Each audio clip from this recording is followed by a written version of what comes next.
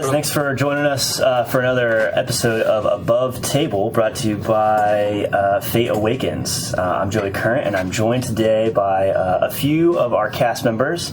You may, if you're paying attention and following along to the rest of our Above Table interview videos, you'll have noticed that on our most recent one, a few of our players were missing from the table. So tonight, we are going to interview a few of them that had to miss that last interview. And as a special guest, we have with us today our wonderful DM of the Fate Awakens campaign, which is great because we're going to get to ask him some really deep questions. Hopefully, he doesn't reveal too much to us. But I can only reveal a certain amount. That's right. Can't reveal too much.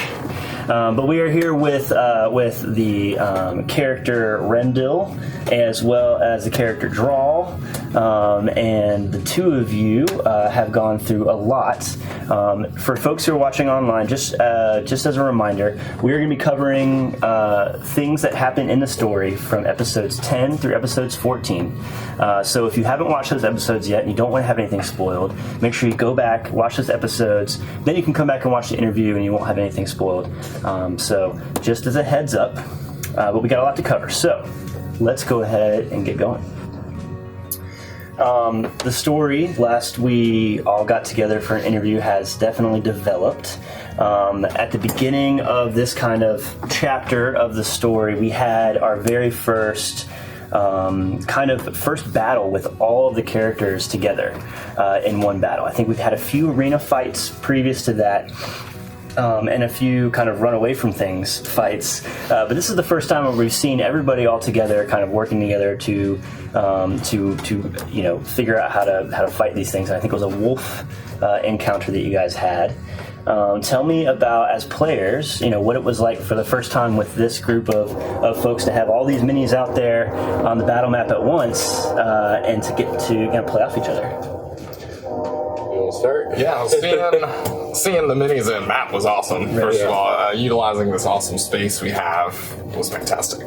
That being said, I think I was doing everything in my control to not have combat. I was in the tree trying to howl and talk to these wolves, and they were not having it. I rolled like 3 super low numbers in a row. Chris was giving me every chance in the book, but combat was That's the way it goes. inevitable. Oh yeah.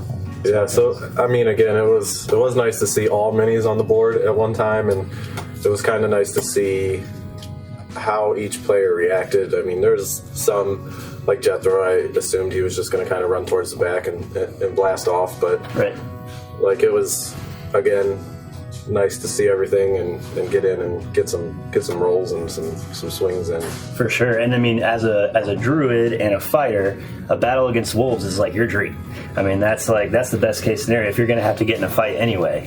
For sure, that's and fun. even though I'm a druid, I'm more on the predator side of things, right? So I'm not trying to save all the animals per se in any means. If anything, I was excited to get a trophy from this wolf, and I believe I did. Oh yeah. And the way you're running your druid is you kind of with that wild shape feature that you get. You're going to kind of base that off of creatures that you have encountered. I'm not sure if your character had ever encountered a pack of wolves before. Maybe you had, but it's nice to add that to your collection of options. Definitely. So Draul's seen wolves before, Okay. but I think one of these had a cool pelt or something. But I don't think I had it really ready to roll until after that. In the rest of the repertoire, there's like cows and chickens. Cheetah, the mule, and all sorts of stuff like that. So the wolf and a brown bear, I think, were like the two actual viable combat options. Sure. The last thing I'll say is, we talked about this when the rest of the group was here, but you got to see certain characters who, traditionally, like a cleric would sit as like a backline buff and healing situation. That came out for the first time, and it was nice to see everybody kind of fall into place with kind of what your specialty is and how you can kind of contribute to the group. And I think that speaks volumes to kind of the way that you guys, have the diversity of player characters at the table. So that was really cool to see. Yeah, I think it was real nice to see some Adamek come out there and see what he's about, and above table as me, it was nice for him to give all that flavor and kind of talk about his glyphs and other things. It was real nice. And as Remdil, I'm pumped to see what he can do to help me in the upcoming episodes and different fights. So now, as a fighter, a lot of players, who choose kind of those melee classes, and fighters are notorious for this. Some people will say, it can get pretty boring because your kind of go-to is you run in, you swing your sword twice, and then you kind of stay up front and keep fighting stuff. How do you, as a player, try to keep things interesting during combat?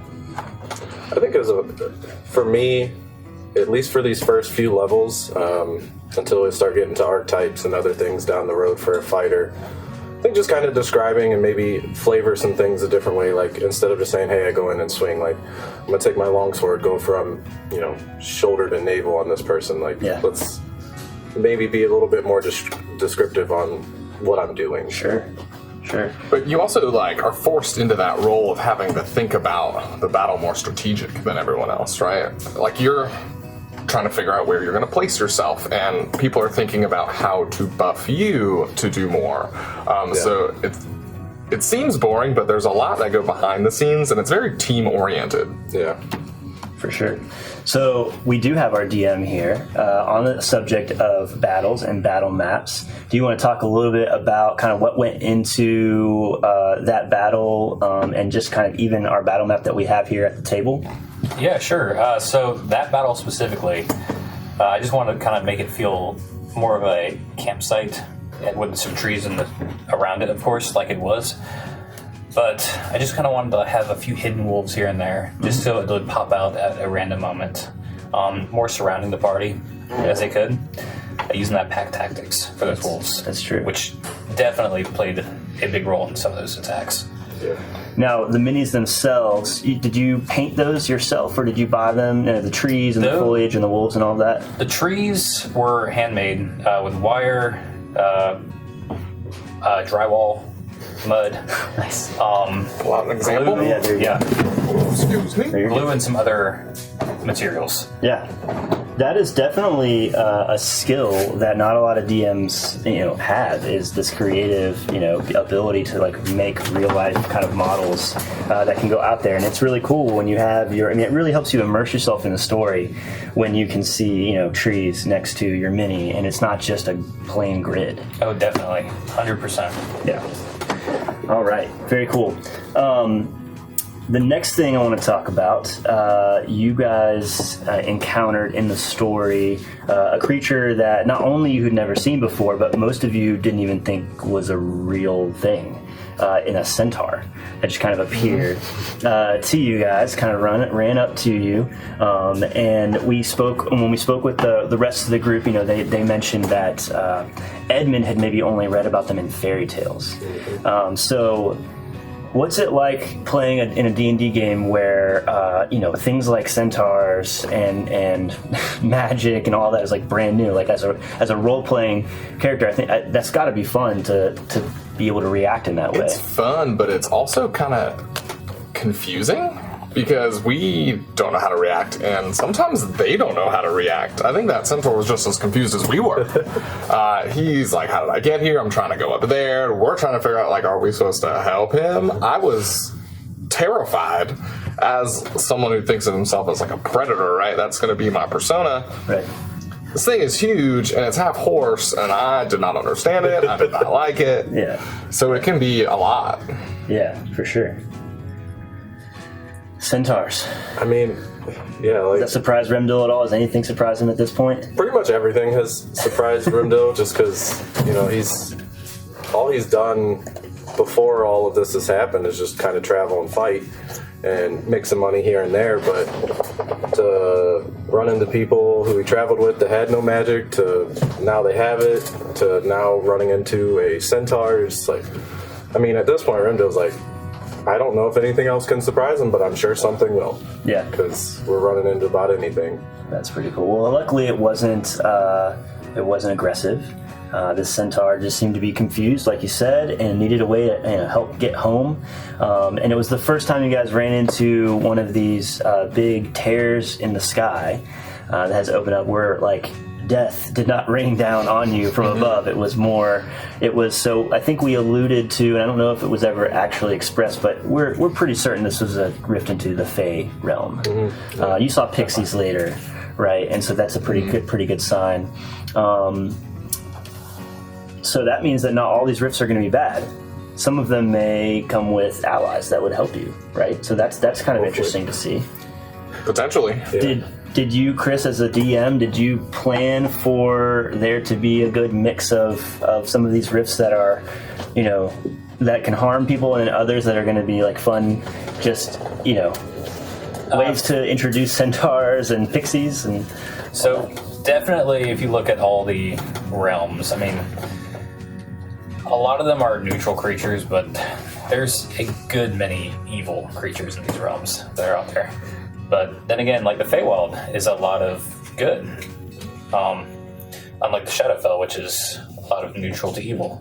Sure. But for sure, there's going to be a good mix. I mean, they're going to see everything from death and destruction to jolly and glee. Nice. That's cool. Well, the next place you guys kind of entered into is Parvis. Again, you're traveling up the coast. You are trying, in the story, to find basically people to warn about these rifts. Any information you can have about what's causing them, where they are. You have a sense that it might be coming from one of the orphans from Edmund, Razim. So you get to Parvis, you're there, no library, no elders, just kind of like a fishing village. Yeah. You guys are like 0 for 2 in terms of cities that are going to be helpful in your quest. Was that disappointing? Do you guys, did you have fun when you were in Parvis? I don't know if you can say that we had a chance to have fun in Parvis. It seemed like it, after trying to mess with the well, and then the little pixie bout, and then, what came after that in the woods, it's just like, well, we're here, kind of struck out on an info, oh crap, we gotta run. Yeah, I think I were there for maybe like 12 hours. That's right, yeah, game time. Yeah. So, yeah, it was, I can't really say I had fun in Parvis. Sure. Do you, Chris, as a DM, do you ever feel pressure that like every location they go to has to, be chocked full of information, or are you cool with like, this town is going to be? Oh, a lot of towns are not going to be huge. I mean, a lot of these towns are very small to begin with. Ossirin was maybe 100 people. Sure. And that might be pushing it at that point. But they're going to have a few key people here and there.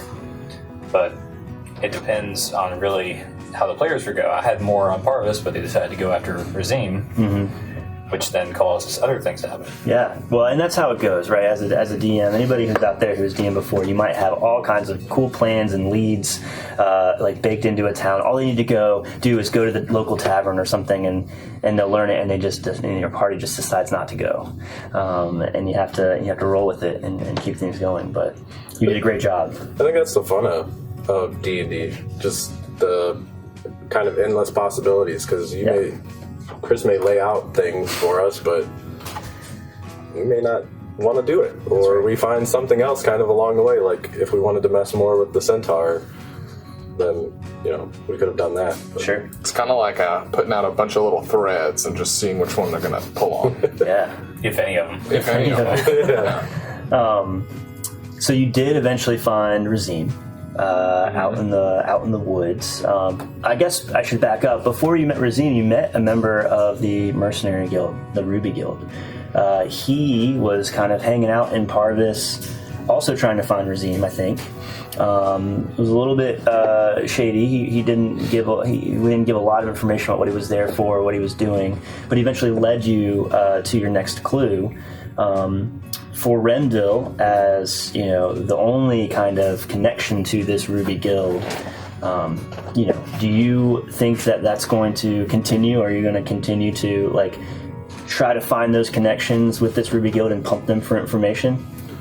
It's hard to say, because I felt like in one of the negative sessions with how Remdil is, it's hard for him to say no to a pretty lady. And when we were sitting down having dinner, and she brought this contract up, and then later on we just so happened to be within the time limit, in the same town, and having dinner with the governor. It's like, oh, well, I might actually complete this.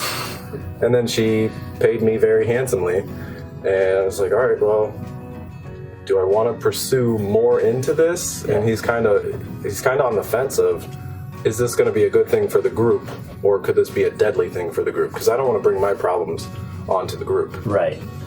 Yeah. It's always interesting when the DM puts kind of a faction or an entity into play that you don't necessarily entirely trust or aren't like totally down with. And you have to make those choices as a character, like, you know, how much do we play into this, or do you make the choice like, I'm all in, I'm going to become a deadly mercenary, like, you know, tomorrow. I mean, shoot, I didn't even mention the whole thing to the group until right before we went to that dinner. That's true. Yeah. And it was just like, well, we're here. I might as well just tell them. I wasn't supposed to, but might as well let the group know. Like, hey, this if this is a chance, then whatever. But yeah. And I think it kind of goes towards what Edmund said that one time. We have to ally ourselves with some bad people, or we might not accomplish our goals. Right.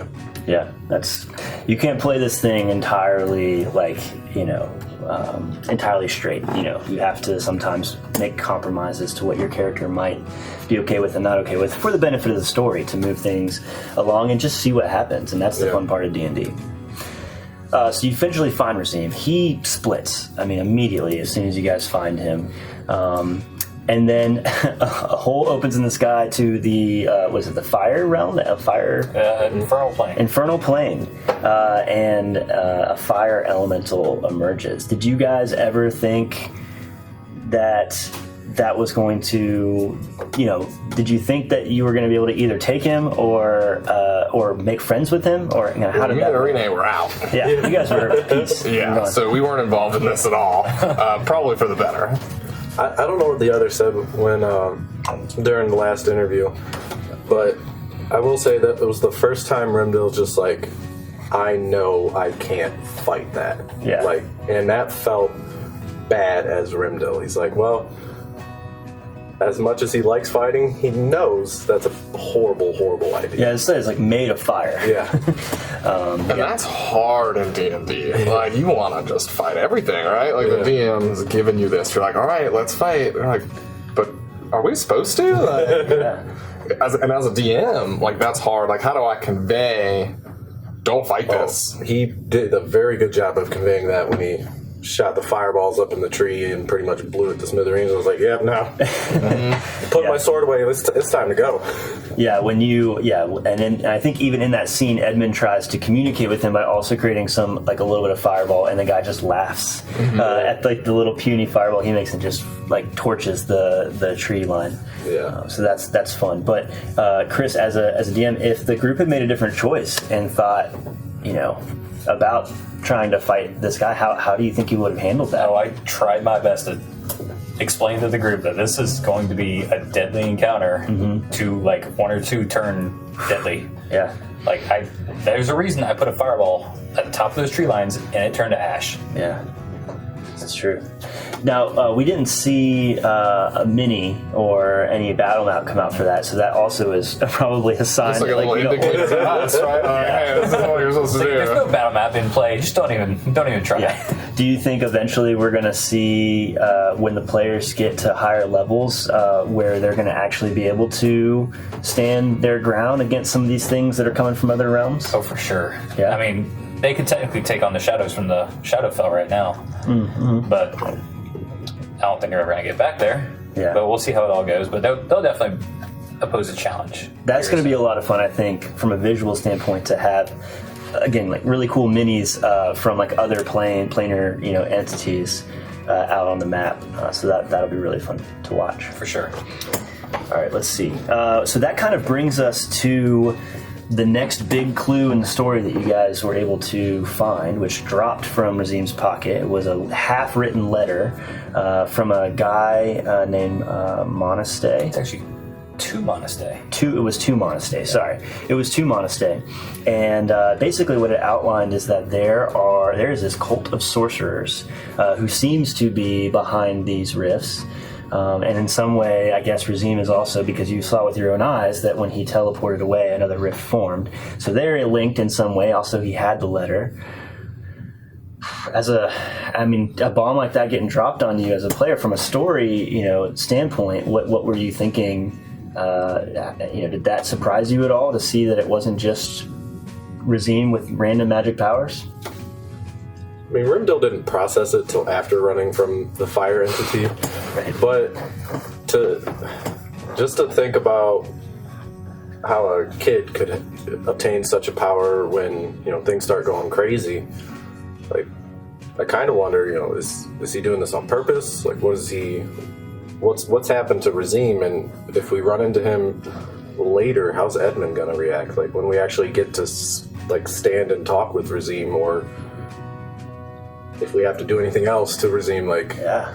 I hope not. Stop it. Because that's going to be a decision time for Edmund.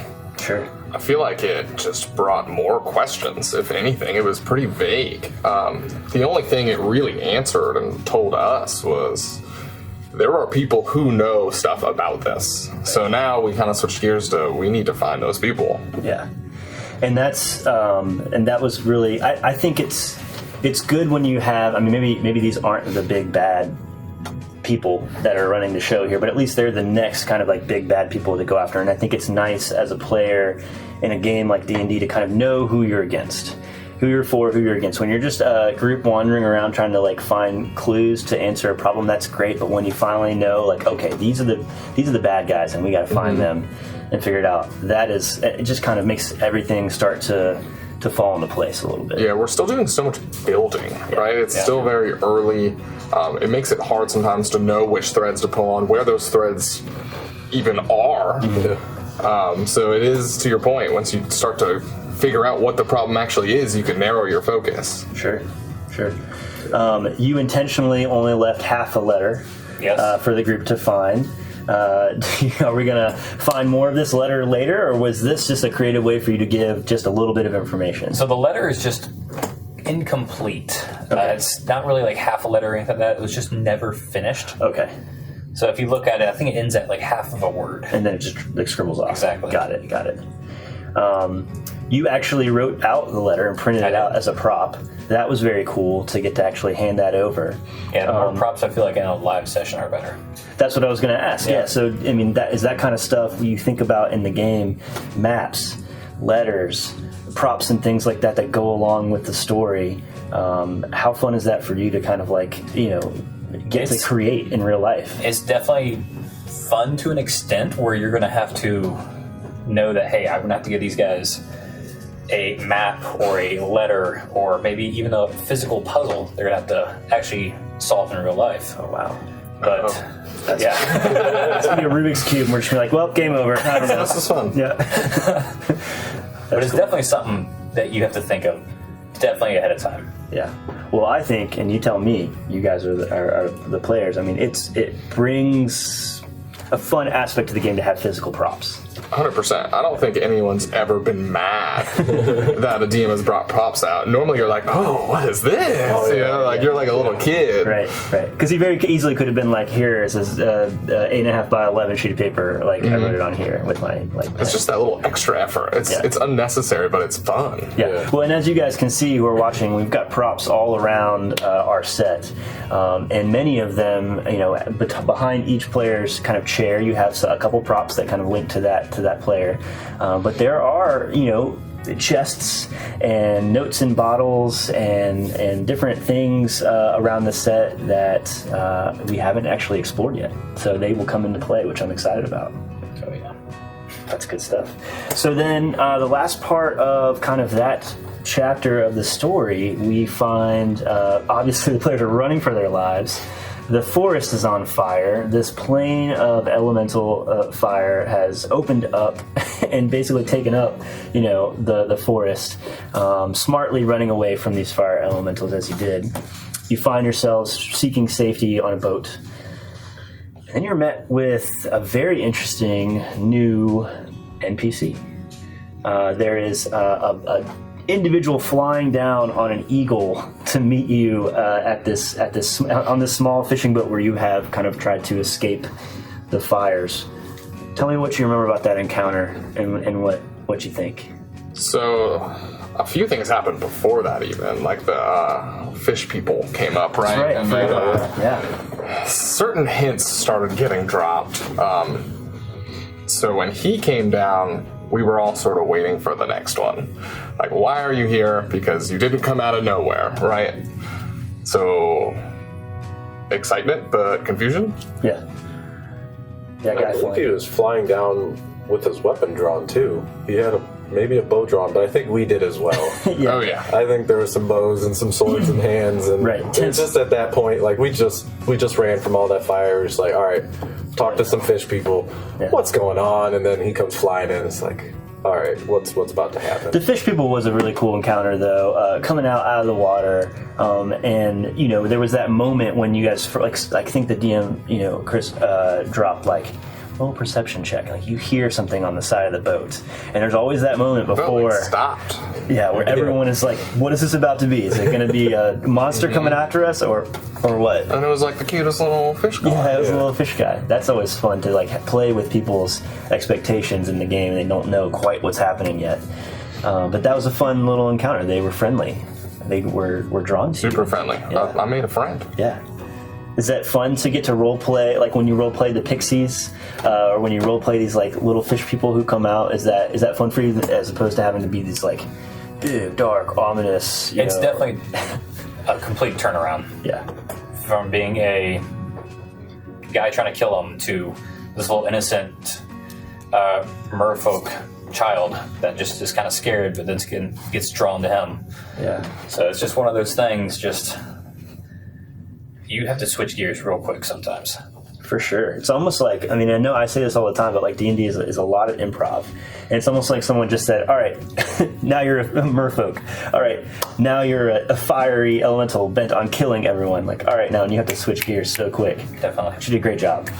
Appreciate it. Great job. Anything else on that merfolk encounter you wanna talk about before we go on to the next?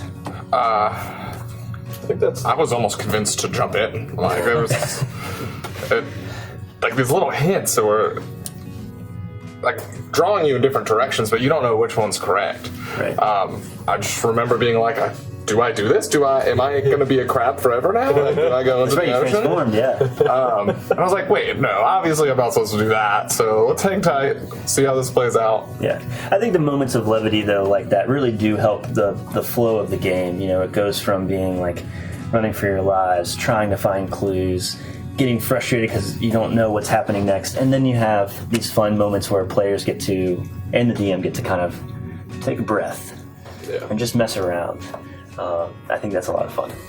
For sure. So the next thing that kind of happens in the story, we've said this entity arrives from the Fey realm and has a big, long conversation with the group about how they also have been trying to figure out what's going on with these rifts. And they seem to have be connected to the letter, right? Is that correct? Yes, actually, that was Monaste. Yeah, that was Monaste that the letter was written to. And now you have two groups in two different realms who are trying to both figure this thing out. And I think they said something along the lines of they had an abundance of magic. Right. When we had none. Yeah. And now it's balancing. It's like the flow is coming back in, which I guess is good could be good or bad for the folks on this plane where you guys are living, but for the Fae folk, imagine having all of that and then it just slowly going away. That's going to be a problem. Yeah, I just wonder if they're actually losing powers. If someone was an Edmund over there, did they just lose their powers, or is there just not Tones down. Yeah, maybe it's toned down, and we're starting to get some of it. But they are. I'm not. Yeah. Actually, no, because when you guys role played, you're stronger now, right? You can hit harder. Yeah. That's how the flavor is. It's not shooting firebolts and It's not as magical. Yeah. Although you're a fighter, right? So when you get to your subclasses, you could. I think Eldritch Knight is one of the fighter subclasses, which gets the There's some magic. And you're ones doing that stay superhuman magic, but- things. Yeah. It's definitely magic in its own way. Yeah. It's more internal. Yeah, when you jump to the top of a tree in like a single bound, people are like, "Oh, Okay, so that's magic. yeah, that's magic." Maybe soon. So this conversation ensues, and along the way, this individual recognizes Draul, I think, if I remember correctly. We started asking him about some of these hints, Yeah. and more stuff kept coming out. And then, that big bomb got dropped, right? Tell him what happened. So I basically realized that my dad is alive, Yeah. and the only way to help him at all, we aren't even fully sure where he is with Monastery's help. So looks like Draul's going with him. Yeah, Draul just said, "I'm outie 5,000. Like, my dad, I gotta go find my dad." And that had been a plot point, I think, from a character development standpoint all along, that Draul had been continuously affected by the fact that early on in the story, you lost your dad. I don't remember in the story if it must not have been super clear where he went, right? Because you didn't know whether he was alive or He dead. just got pulled by a shadow. Yeah. I didn't know if it was that much. I think you just heard a scream that sounded like him. Or he might have been gone as or you were something like that. running, yeah. He told you to run, and then, like, a couple minutes later, you heard his scream. And from a character standpoint, I don't know that I would have went anywhere. I don't know if I would have been on this adventure if that hadn't happened, if my dad was there and had no protection, because I wasn't going to leave him alone. Right. He's not going to be able to come with us. Right. So, Yeah, I love that your kind of reason for going on the adventure happened organically in the early episodes, because I think a lot of times we think as players of D&D that we have to have everything figured out. Okay, what's my reason? And all this stuff happened before, and now I'm out on the road like being an adventurer. But sometimes you can make those decisions based on, especially when you start the story in your hometown, you get to have fun with having that kind of happen organically in the story. And I think that it makes it a little more meaningful because it happens on screen in this instance, but in the story, and you actually were able to speak to your father, and now he's gone. So then you find out that he's somewhere, maybe in the he's been spotted in the Fey realm. Seems like people can maybe transfer between realms now that these things are being opened, and you're going to go find him. that's right. And I think he was asking for one of us to come Okay, that's right. beforehand, right? So, and all of us were like, no, why would we do that? Right. And it's like, oh, there's why. Okay, well, let's make a deal here. And Yeah. Now, above table, you knew that you were going to be taking a break from the production. from being a player. Right, from being a player in the game. And so that was a nice kind of way for us to write in that your character left. But from a story standpoint, it would have been very easy for the whole party to just be like, let's go to the Fey Realm now and keep that story rolling in that direction. Chris, as a DM, when you found out that one of the players at the table had made the choice to be kind of written off for a short period of time or for some amount of time in the story, how quickly did you have to come up with something? I think I had a week and a half or so. And we talked about it a good bit over Yeah. the course of that. Yeah, we didn't want to kill you off, but we wanted to naturally get you out of here. So I think I had to bring Monastery in a little earlier than expected. Oh, okay. So you saw a little higher level character kind of jump in a little early just to bring him out to glimpse. Yeah. just to bring him into the Fae. And then off you go. And we talked about this with the rest of the group at the last interview. Obviously, different characters had different reactions to someone that, in some cases, they'd known their whole lives. In other cases, maybe you just met leaving.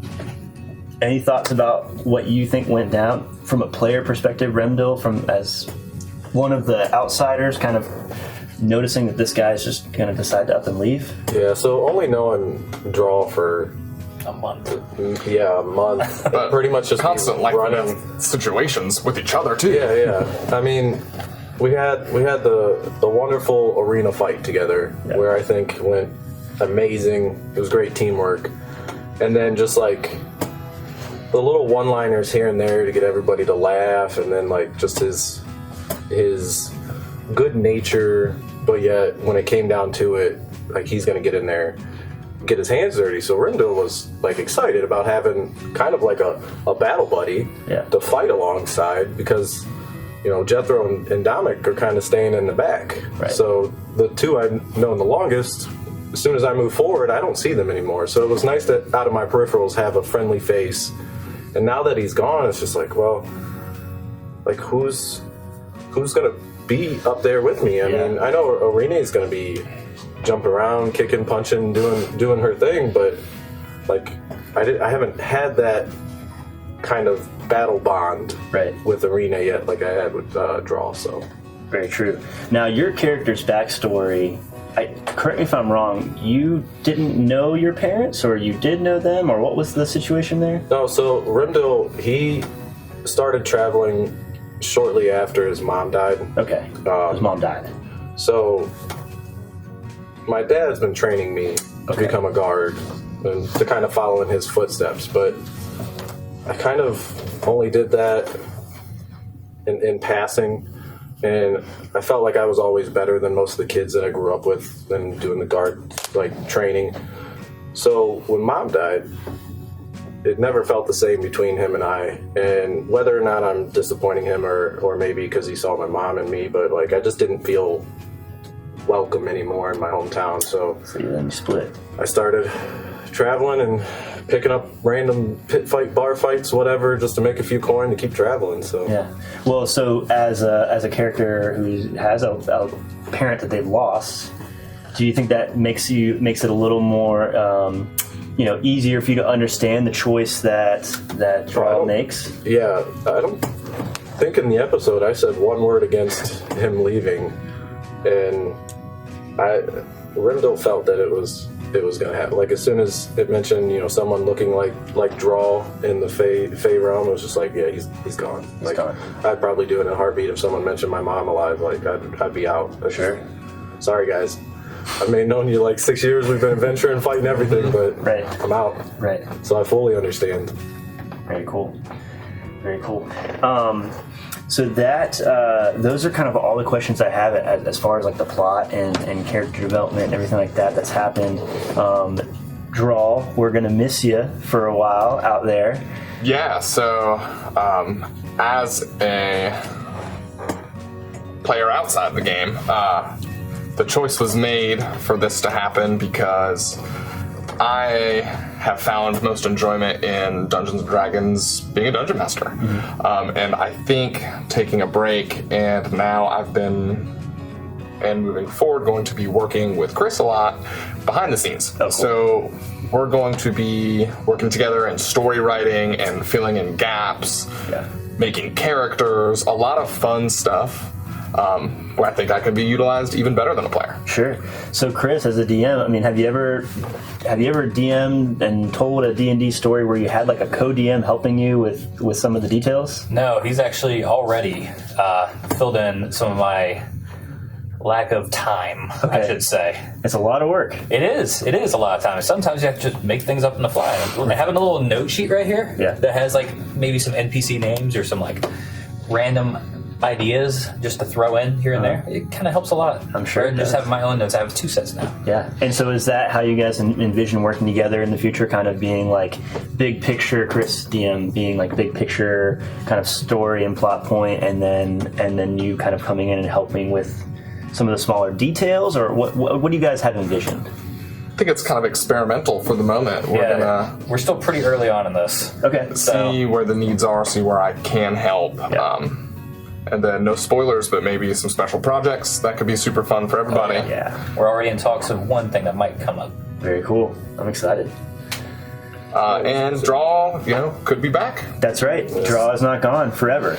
No, that was the other thing I guess I should bring up. So that you left, Chris. You left a. I have to say Chris DM for folks out there because the room is full of Chris's. So I have to be very specific.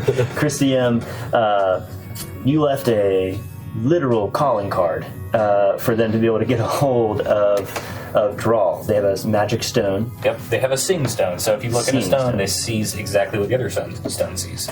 So it's like a literal two-way mirror. Okay. So no, you can't hear, you can't speak, you can't communicate, but you can at least see. Correct. I believe Irene was looking into it as Draul was leaving and just saw wings above a fire. And that would have been him flying away over the raging forest fire. Exactly. So, at any point, I guess the characters can check in and see what you're doing. Does Draul intend on hanging onto that stone as he pursues his father? Well, it's really not in Draul's possession. It's more in Monastay is his name?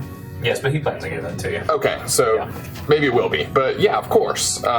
Just as he has a bond to his father, Edmund is kind of his second father. Sure. If the roles were reversed and he found out Edmund was there, I think he would have made the same choice. It's very true. So I'm just trying to help the family that needs me now. Very cool.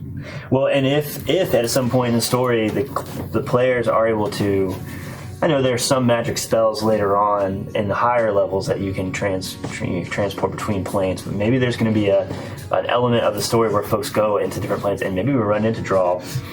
It's very, very possible. Draul could be hopping because as we've noticed, like all of the planes are kind of like porous at this point. It's not just everything coming to one. It seems like they're going between each other. So that's really cool from a storytelling standpoint. That no matter where the players are, Draul could just drop out of the sky if he needed to, which will be cool to see. Oh yeah, yeah. It's all up to the players what they decide to do, where they go.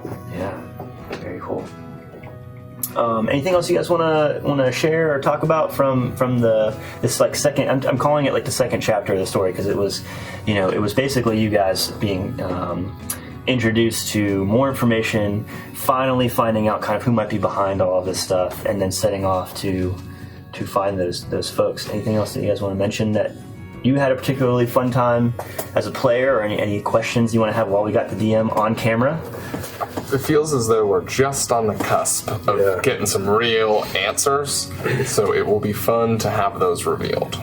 Very true. Yeah, I definitely think we're almost there to the real answers, but yet also real danger. Like something we may not be able to run from that we'll have to be kind of smart about. But I think, I'm just looking forward to seeing how this all plays out, whether we're going to get to Razine, whether the group gets along after Draul leaving. Sure. Like it's going to be exciting. I should ask, your character is from a place that we haven't been to yet, correct? Correct. In the story, so we for all accounts could end up back in your hometown and get a little more of a peek into your backstory. Yeah, we're gonna have to cross the little sea there and go a bit more north to get where I'm from, but who knows? We might be there. That would be cool. Yeah. If it takes us there, right now we're on the boat. We are, yeah. On the boat. Well, that's all the questions I have for folks today. Thanks so much for joining us for our fourth episode of Above Table. Remember, guys, if you like hearing this kind of inside scoop towards kind of how the story is going, please subscribe, like our channel on YouTube, follow us on all the social media accounts. Fate Awakens is our name, and you will be kept up to date to how the story is going. Again, I'm Joey Current. Thanks so much for joining us today, and we will see you guys next time. Thank you.